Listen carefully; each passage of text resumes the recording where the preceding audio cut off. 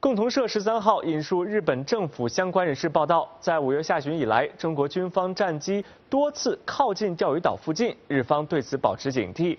而中国政府多次强调，中方在钓鱼岛问题上的立场明确一贯，钓鱼岛及其附属岛屿是中国的固有领土，对岛屿及附近海域拥有无可争辩的主权。据日本政府相关人士声称，5月下旬以来，中国军机至少3次靠近钓鱼岛。最近时距所谓日本领空仅有大约50公里。日本航空自卫队战机紧急升空进行应对。政府相关人士称，日方认为不断发生接近的情况实属罕见，对此保持警惕。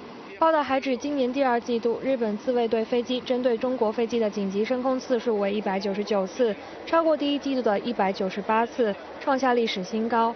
报道指，防卫省认为这是中国军方为适应在更大空域内执行任务而提高战机远程作战能力的举措之一，正对此展开详细分析。关于钓鱼岛问题，中国外交部曾多次强调，中方在钓鱼岛问题上的立场是明确的、一贯的。钓鱼岛及其附属岛屿是中国的固有领土，中国对上述岛屿及其附近海域拥有无可争辩的主权。中国军机在东海有关空域的飞行是例行的。中方坚决反对日方无端扩大事态，制造紧张。凤凰卫视综合报道。